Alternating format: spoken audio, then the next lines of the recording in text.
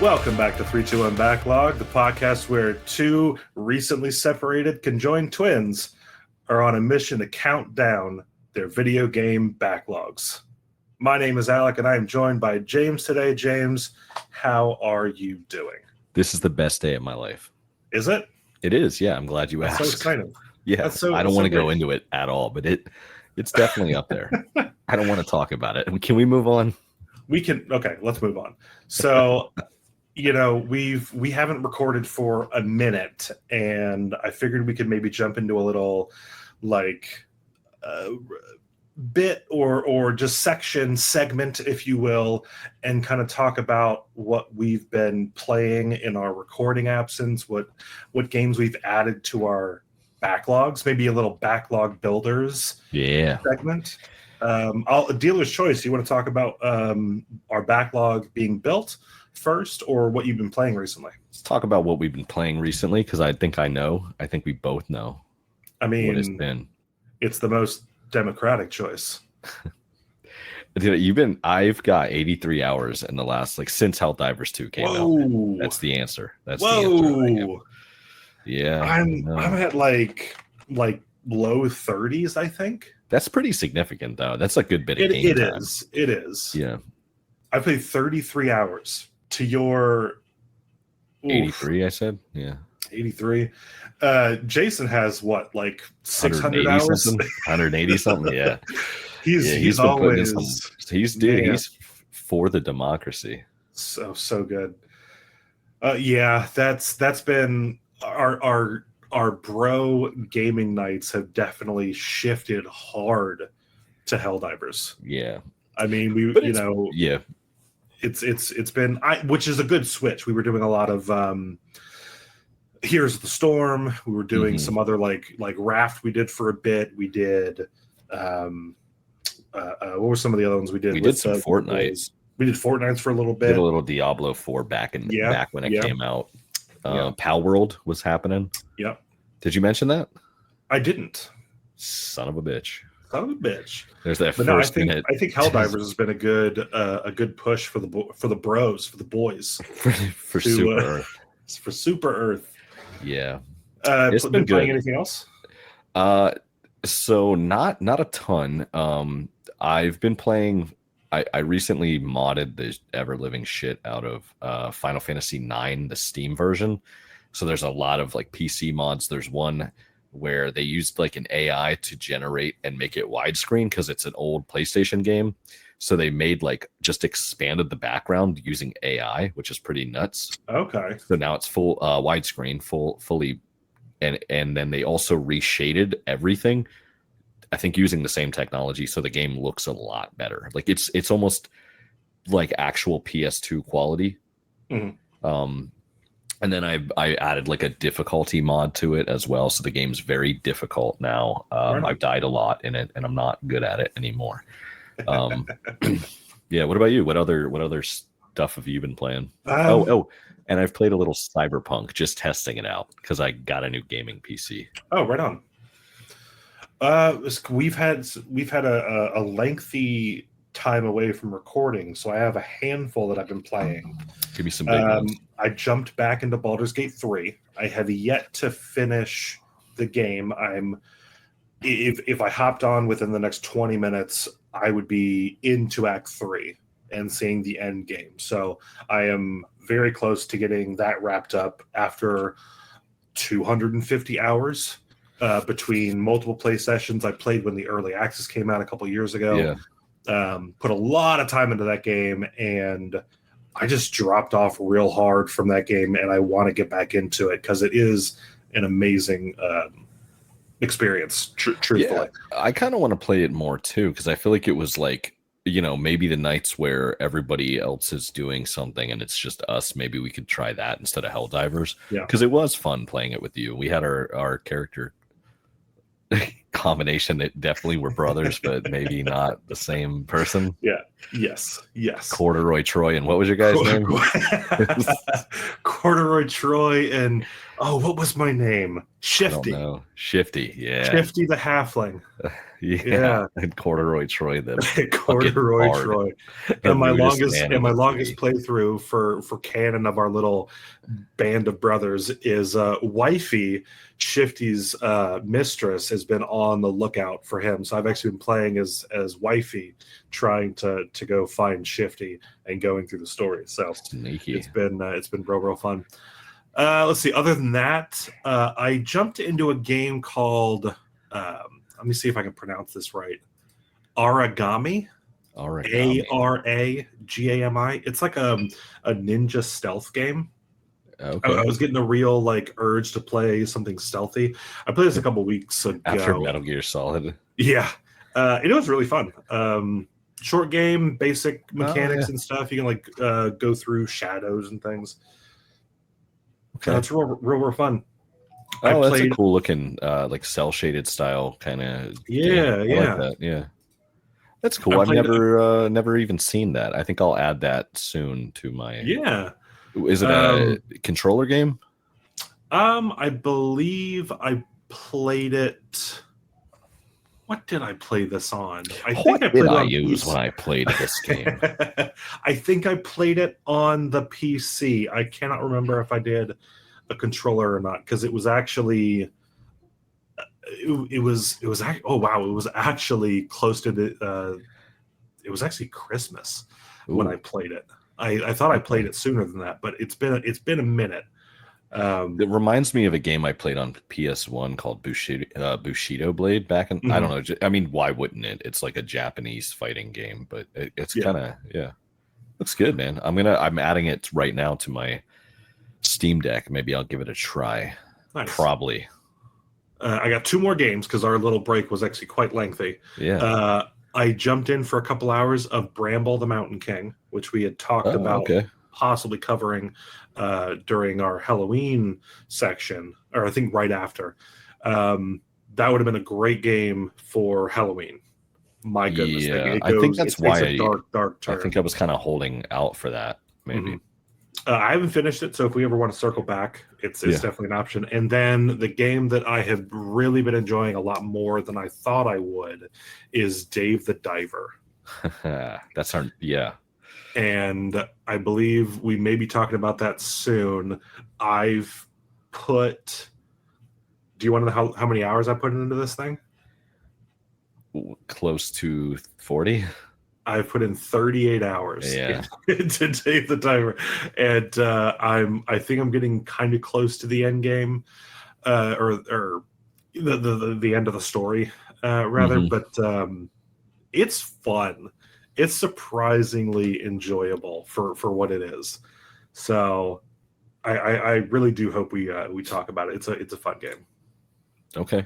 And then, because we are we're a show that we are talking about games that we have bought, put on our backlog in whatever capacity, and we're trying to count down through those. So I figured, like every gamer, we're going to be, I think in your case more so than me, putting more games on that list faster than you take them off that list. Yeah. So we could do a little segment of backlog builders. What have you put on your backlog recently?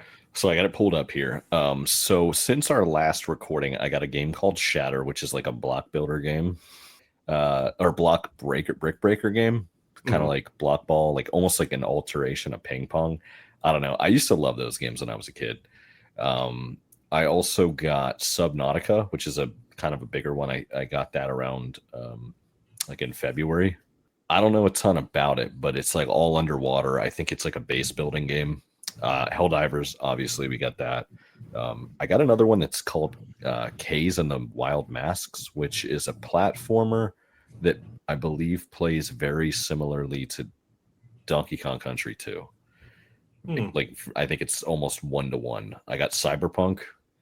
I've put a little bit of time into that. It's a pretty cool game, but I was wondering if maybe one day you would want to like really scratch that surface. Yeah, I'm I'm interested in it for sure, but I know it's a beefy game. Yeah, I don't know how much. I'm not gonna like, quit my job to play it, but it's there.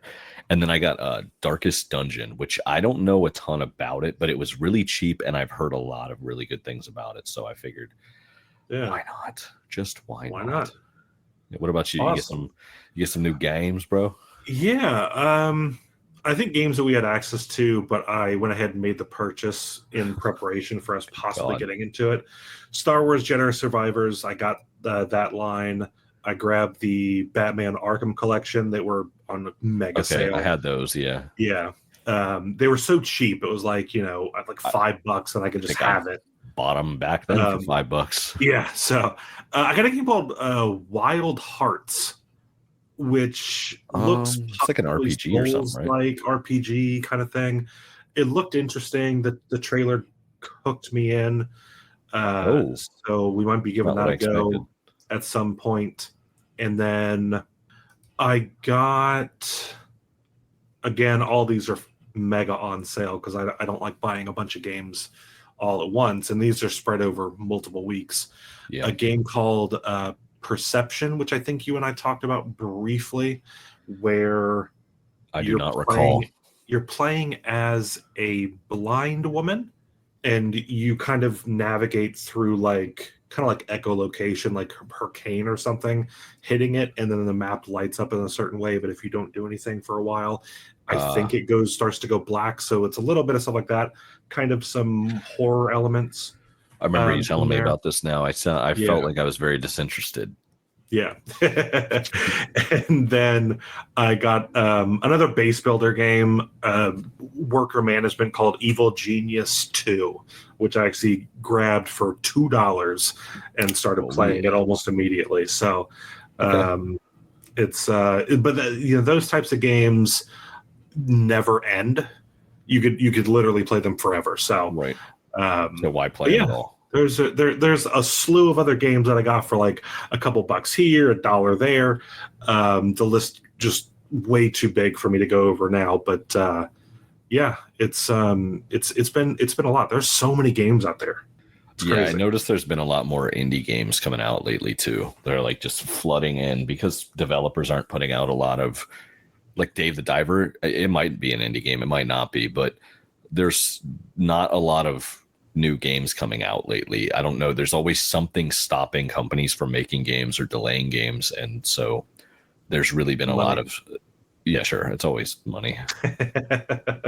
Yeah. I didn't want to say it, but yeah, I've noticed that there seems like there's a lot of stuff on the table getting ready to be or pushed you on get the floor. shitty contractual obligations, and then you get games like Skull and Bones. So Not touching there's that shit. two sides of each. That Yeah. that's going to be one of Ubisoft's biggest flops, and I'm never going to touch it unless it becomes free. So, which it won't. No, not with But Ubisoft. Nothing is free. no, no.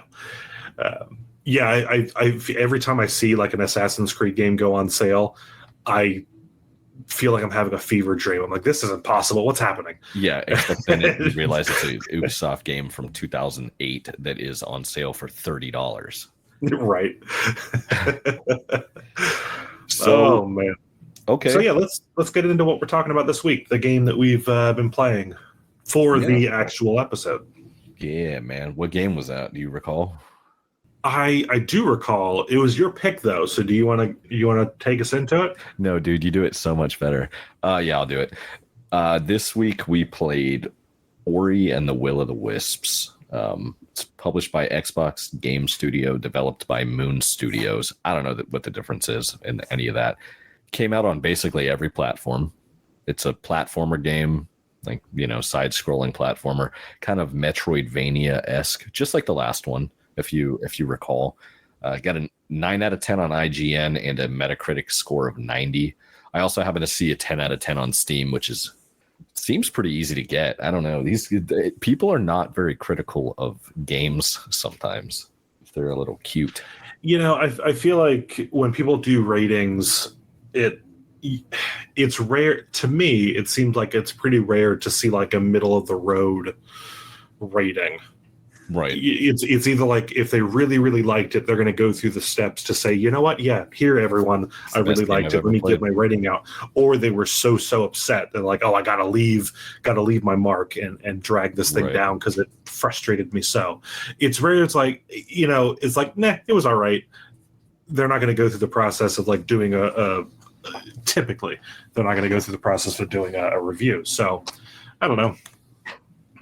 But I do think that it having the pretty high score is pretty accurate. I thought it was really fun.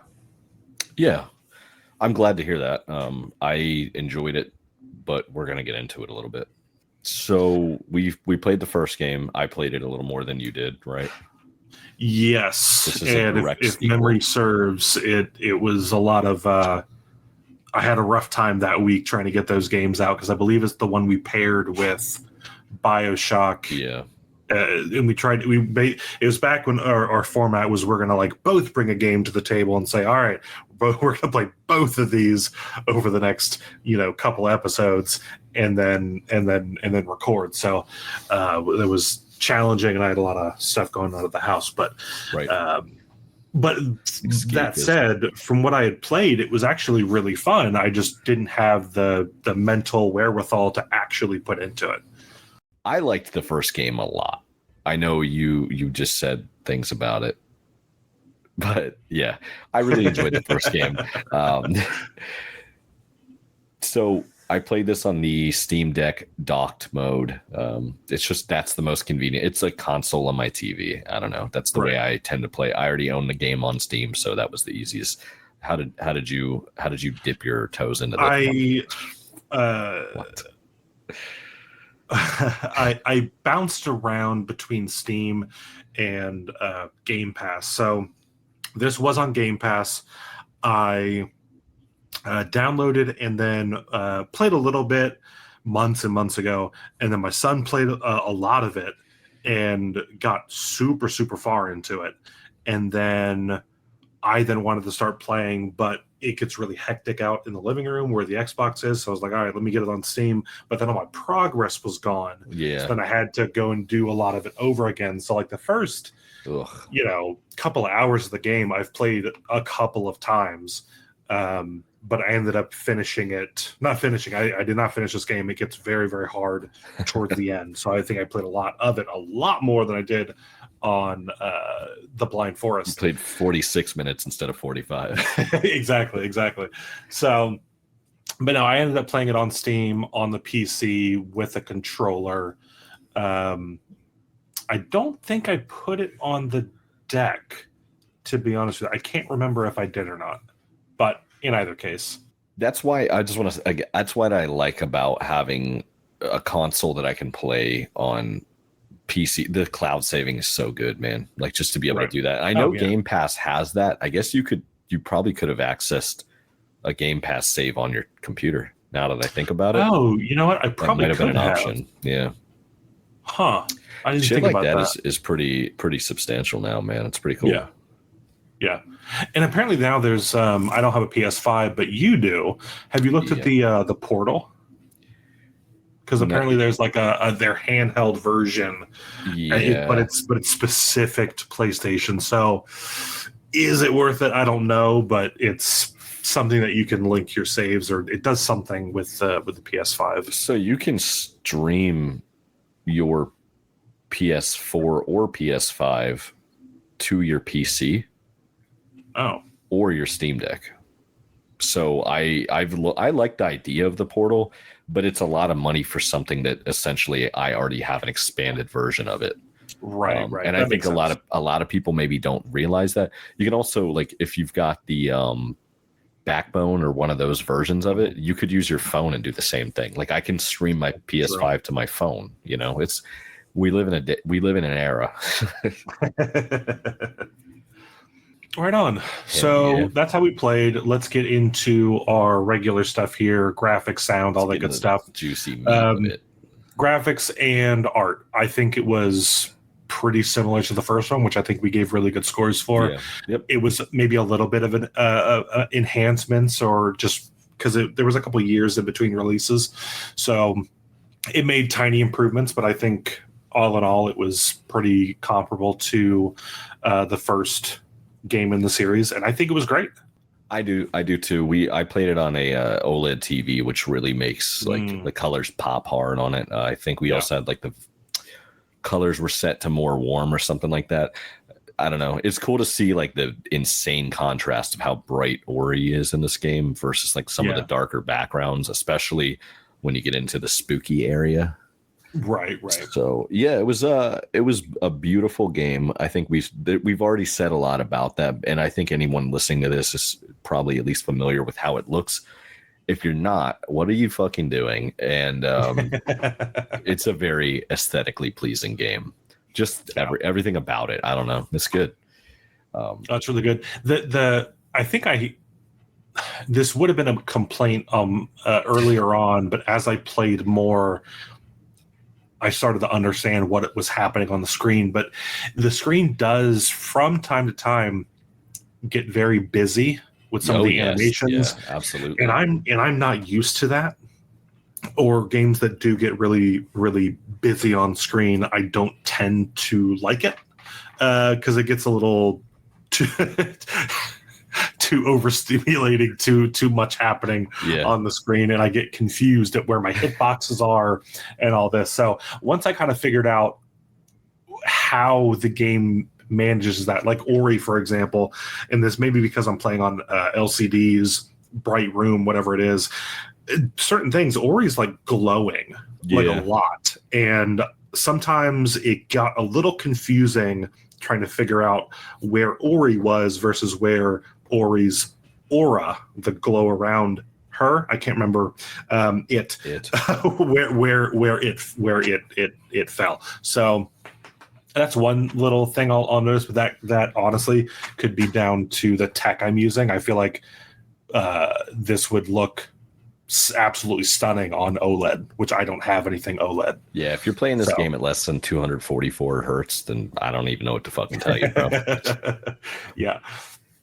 Sound quality, I found it also pretty good. It was played good. This on the TV, so out in open air. I didn't put headphones in, and it sounded great.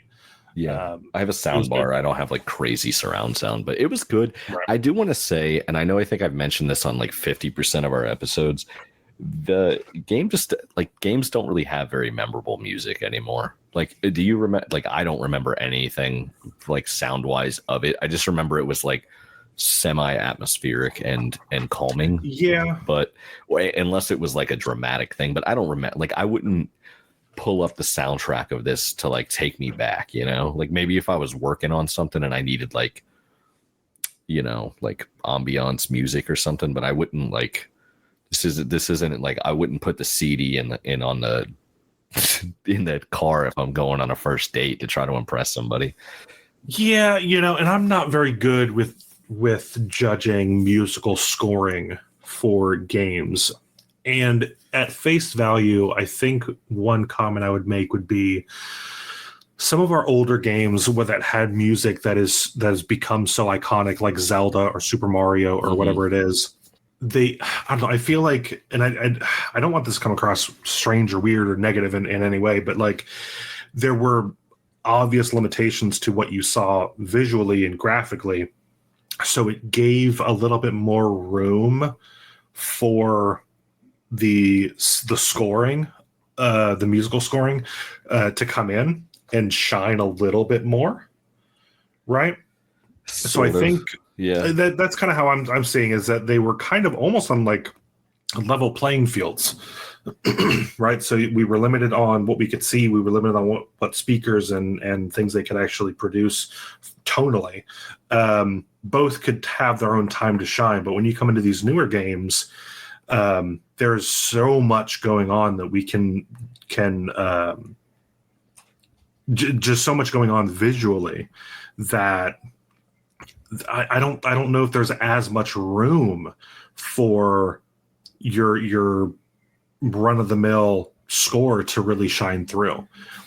Well, there are obviously going to be exceptions to that. My immediate exception would be the Miles Morales. That had a good soundtrack. But again, like and thinking back now, I don't think that I specifically remember any songs from it. It was a really good soundtrack, as was this one, but it wasn't like I don't think I know the way that I do some older games. But again, it's also the amount of time that I put into other games. Maybe I can tell you, I know the song that plays when you like get on the ship in Helldivers. And very true. That game has like a pretty memorable thing. Like it plays a song when you have to extract and get out off the planet you're on. But where they're placing that music, I think, makes a big difference as well. Right. I don't know if there's any music playing except from when you're extracting. I don't know if there's any music playing or any score but behind it when you're fighting.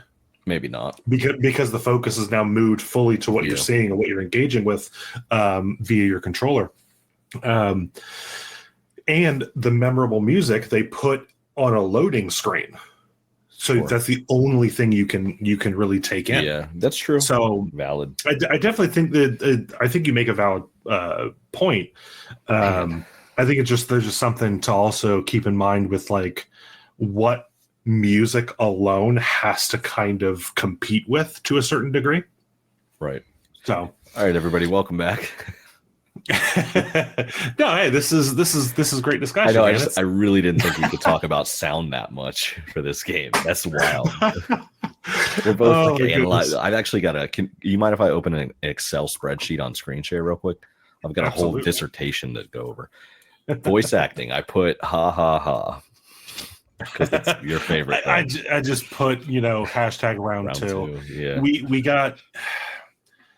I just think it would have been better if you got somebody saying what it was. I will always think that gibberish languages where they're portraying actual dialogue, I don't like. There are obvious exceptions to where the main focus is not the story or the dialogue, like Overcooked. Right. They've got that is purely a throwaway. There's no reason for them to get fucking Ron Swanson to be the Onion King.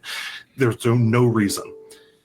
But when they have a game like this where the dialogue kind of matters, subtitles or not, I think it's gonna hit more to have a voice, not necessarily a memorable voice or a well-known voice, but I think it hits harder and it is better if you can hear what they're saying. Yeah, in my opinion, I don't care much on this game about it. It's okay on this game, but I can get what you're saying. There is a fair amount of dialogue in this game, so hey man, you and me could probably voice act it. Yeah, let's do it. Sign me up. I'll do it for cheap. You gonna get in the meat of it? Yes. Gameplay and mechanics. Gameplay and mechanics. My notes are pretty low on this one. I did finish this game quite a while ago. Yeah. So I'm gonna have to bounce off you a bit.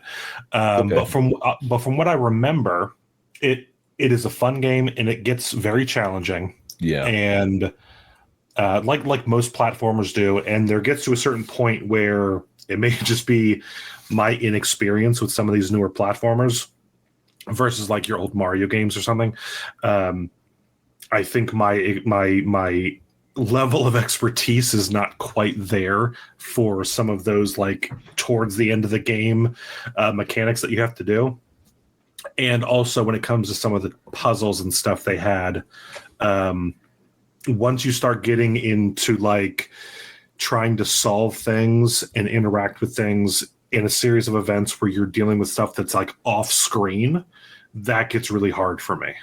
So quick example, it would be like, I think there was something Ori had to interact with where they like kind of forced something to get knocked and you kind of had to aim this rock or something to like hit something kind of far down, but it was basically off screen, but you had to remember where it was in relation to what you're currently seeing on screen now.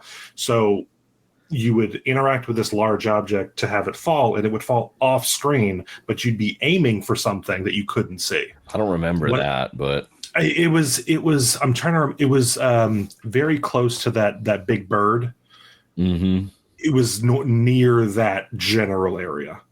I cannot give you specifics past that, but there were some puzzles where basically you're interacting or solving stuff that happens to also be off screen, and that makes my brain hurt. So, and that's that right there is the extent of my notes on gameplay. So that's all I got to say about I definitely came prepared is all I'm saying. So this game is I put the big thing, it's very similar gameplay to the first game, but any platformer, of course, it's going to be like that. Mm-hmm. But they did expand a couple things, like some of the abilities expanded a little bit, and then there were a lot of returning abilities.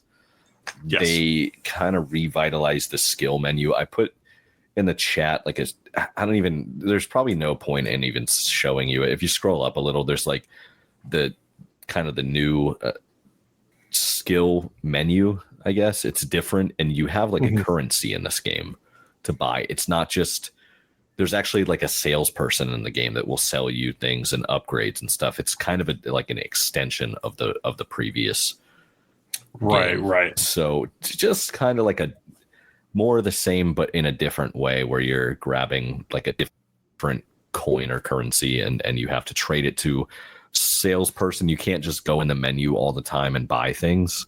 You have to like find him out in the game and buy your upgrades, which is unique, but not really. I don't know. It didn't really change too much other than you're gated a little bit on how fast you can buy things. You can't just hit select and pull up the menu and buy something. Go ahead. Sorry, it just kind of comes into like it came across to me as like you get your abilities faster depending on how much you want to grind. Yeah, I feel like it's hard to grind in this game to an extent. Yeah. I think things give you less experience or less currency if you're in like an under-leveled state. Gotcha. I think. I mean, I didn't try to test that. It just, from what I was seeing, I was like, I could just start circling around and go to these different areas, fast travel back, so enemies respawn, and just keep kind of rinse and repeat that process. But I didn't have any issues with its current state, though. I thought it was a decent balance.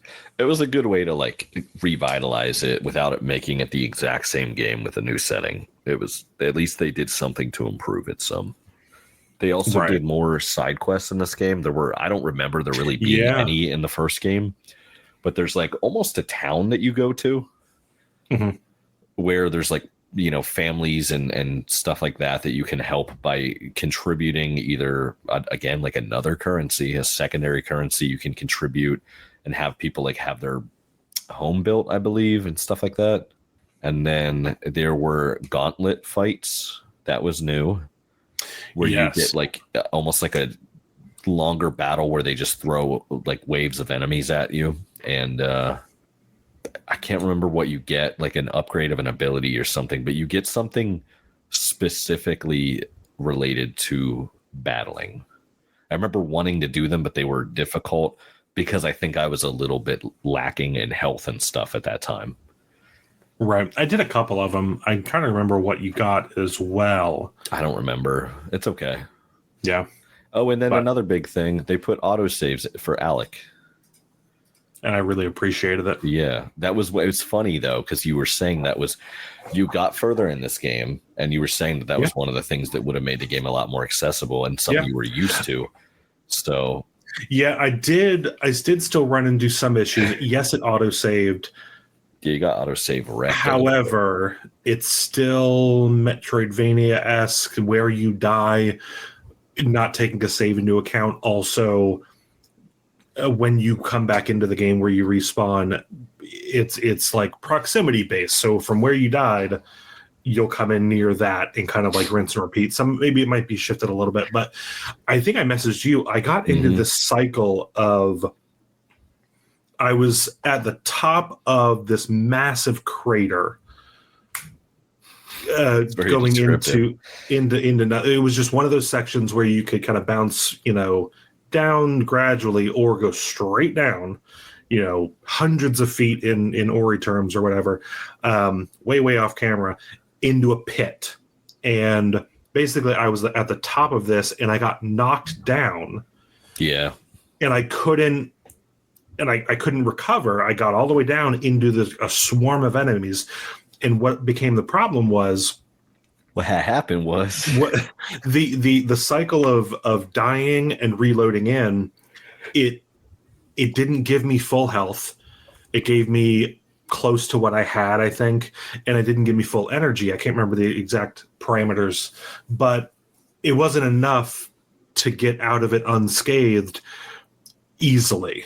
I was getting swarmed by enemies. They were the ones that like fly around and zoom at you. I hate those guys. They were mosquito looking worst things. Enemy. Yeah. Yeah. It was like 3 or 4 of those. Some of the jumping ones that like slam, those like praying mantis. Yeah. A couple of those, and then like your regular like slimes that are on the side shooting projectiles at you. It was all of that. Enemy. Yeah. It was all of that right as I respawned. It's like it was just so bad. I think I spent a good 15-20 minutes of just constantly dying over it, which it felt a lot longer because of how challenging it was to get out of it. But it was over multiple, like me getting frustrated and be like, I can't do it. If I keep going, I'm never going to play this game or finish it. It was just so frustrating. Luckily, you were able to like go back, right? Like, I was able to get out of that particular scenario, get to where I could and get and force a save and do all this, that, and the other. So I recovered from it, but it was frustrating enough to where I don't think I get this that most gamers get after beating like a challenging boss or overcoming something challenging in a game. You get that like that hit of dopamine or that like, oh yes, I got it. Yeah. I don't really get that on I don't get that when it's like I'm fighting against just a bad series of events that I just described, right? Like a hard boss or something, yes, I get that a little bit, but when it's like, oh, I'm just in this fucking death respawn spiral, getting out of that, I'm like, oh yay! It's not a oh yay for me. It's like a god damn it, that was the worst fucking thing ever. I need to put this game down before I snap the Steam Deck over my knee. Like it was so frustrating. So I don't think I get the like Dark Souls satisfaction thing that a lot of people seem to really get, but maybe I'm a little bit like I enjoy a challenge, but it has to be a fun challenge to begin with, if that makes sense. Like I don't want a challenge just for the sake of it being tough, and I feel like some games have that bad. Mm-hmm. Speaking real quick, I should have brought this up in our backlog builders, but I played it for such a short time, it wasn't worth bringing up until this exact moment. On Game Pass, there was Lies of P. Oh yeah, the Pinocchio one type game. It's a Pinocchio game. They reskinned Pinocchio. That they themed Pinocchio to be like Dark Soulsy. Wow, I didn't know that. Wow, that's insane. So I got stuck on the first. It's not even a boss. It's like a brute. The first enemy that's not the first enemy that's somewhat challenging.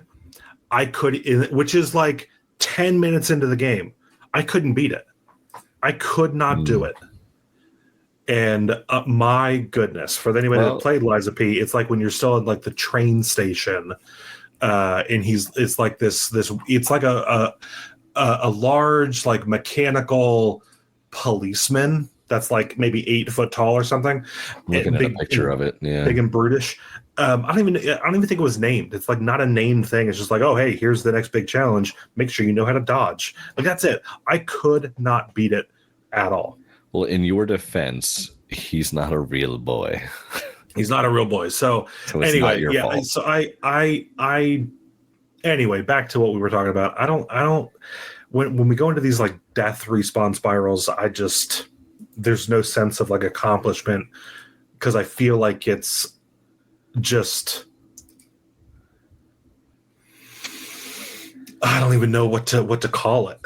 There's a ad for that game that says one of Lies of P review. One of 2023's most frustrating games is a hard sell, even for free on Game Pass. Yeah. Love it. Okay, let's talk about Ori. So I didn't finish this game. You did not finish this game? I didn't, but you can kind of get the gist of where it was going.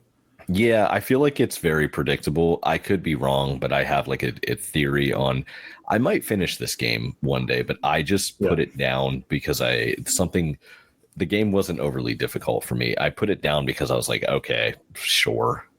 But storyline, Baby Owl can't fly. Mama gets the wing. This was cool. I liked that part. You get like the feather that allowed you to float from the first game. It would feather from the mother owl, and then you give it duct tape it onto the bird, and the bird can suddenly fly.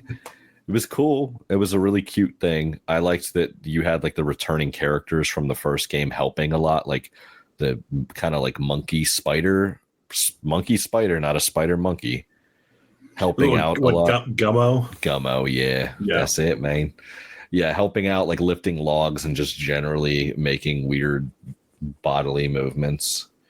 And then they were like a little happy family. They were. It was it was cute. So I didn't finish the first game.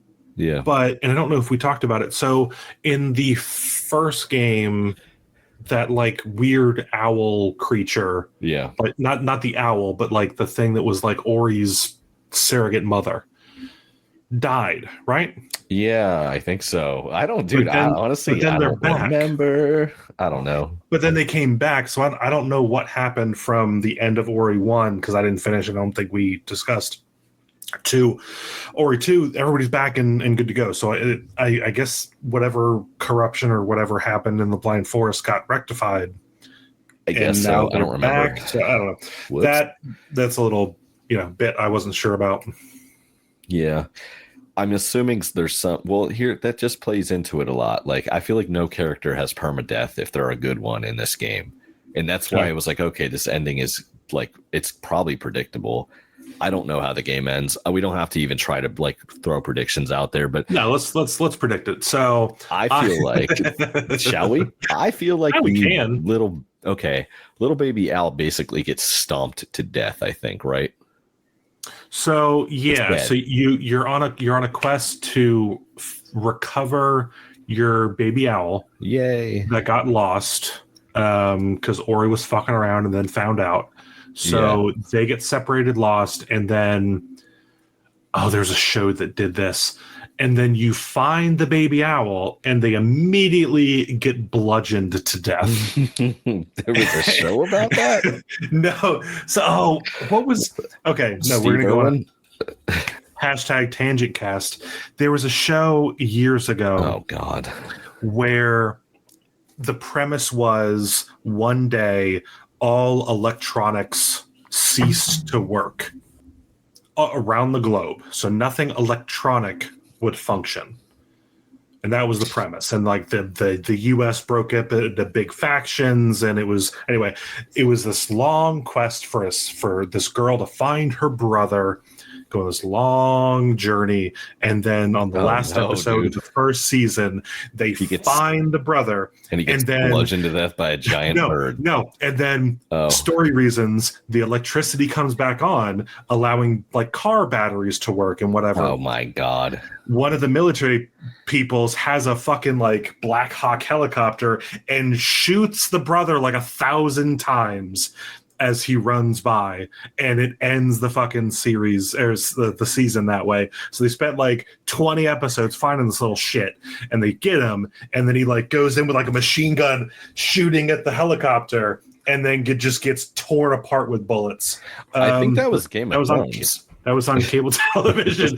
So anyway, what happened to the little brother? And if you know what show I'm talking about, hit us up 321 backlog. Yeah, I'm not gonna look it up. And that was so dumb. So then they're like, yeah, okay, that is almost as dumb as what happened to Bran or whatever his name is. Oh my God. So yeah, and that was, I was like, okay, that sucks. Game's over now, right? I'm guessing because you had like a boss battle kind of against the big bad baby bird boss owl, whatever. Honestly, let me just back up. That's one of the coolest looking models for anything I've ever seen in a game. The Oh, angry, the one like that you witch linked. bird. Yeah. Yes, it So really fucking cool is. looking. I don't That know. It was just so was creepy really looking. really good. Yeah. So it's like it's avian in nature, but also has a lot of like Yeah. vines and wood blight on it and stuff. Yeah. Almost like an undead meets nature mix. And yeah, you I really thought the game was ending there. Right. You do this fight, the baby gets bludgeoned, is like, well, then the story of life is this, and then that's it. They But shoot then it with a machine gun and a helicopter. yeah, and then it makes a hard pivot to And now they're you're like, on you another need to set of do these search 3 or quests. 4 tasks. Yeah, to like find something here to like maybe revive the baby owl.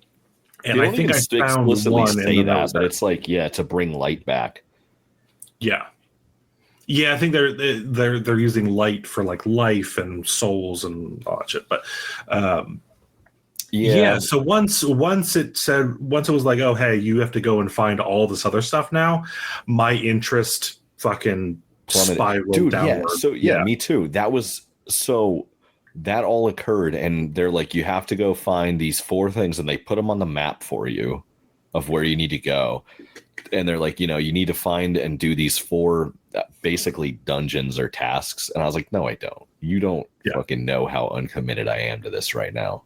I don't have to do anything. Yeah. And I haven't played it since.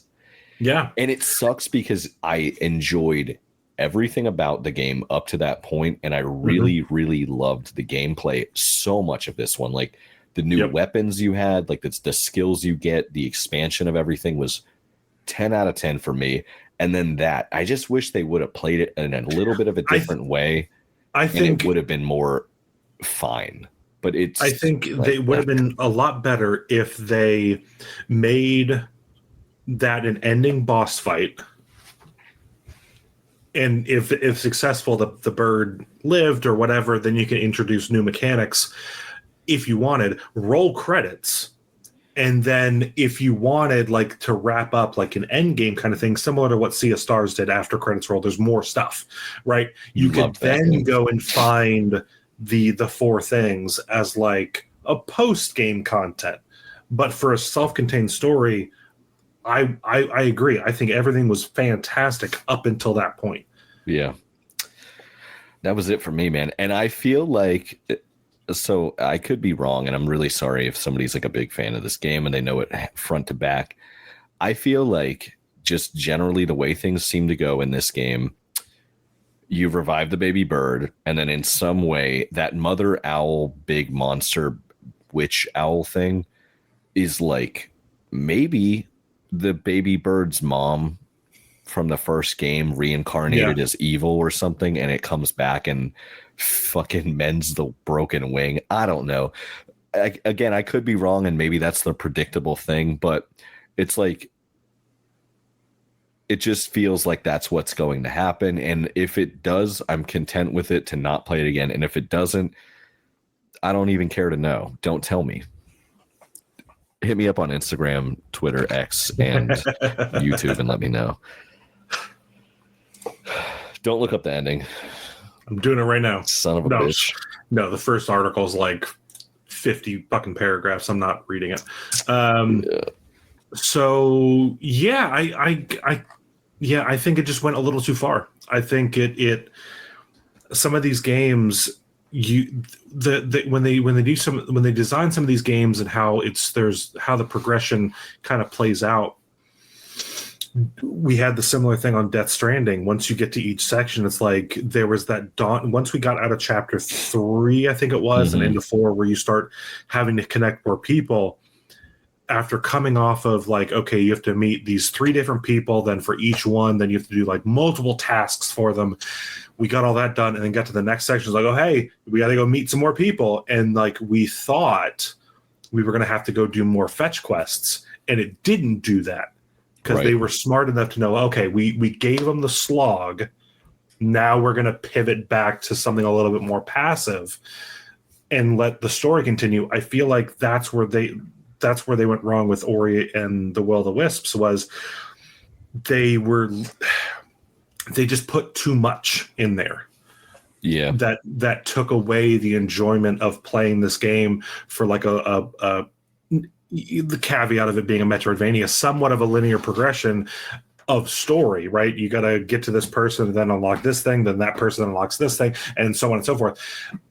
They did that perfectly by adding the Metroidvania aspect into it, and then we came to a story ending beat, whether it was sad or not, it would have been fine right there. And I think not taking a step back and seeing like, okay, this is somewhat satisfying to end here. We didn't need all the rest. And I think they could have left it alone. Yeah. But all right, so let's go ahead and let's do final thoughts. What are your final thoughts on Ori and the Will of the Wisps? It's a good game. It's probably better than I'm giving it credit. I enjoyed every fucking second of it until I didn't. If you like the first game, you're going to like this game a lot as well. And if you're upset that I didn't finish it, I'm very sorry. Hit me up on any kind of social media and I'll handwrite you an apology. I'll get it back to you very quickly. You have my word. Oh man. I agree. With all of it, you're gonna write an apology. With all of it, yep. We'll write handwritten notes. I'll get my 8-year-old to write mine.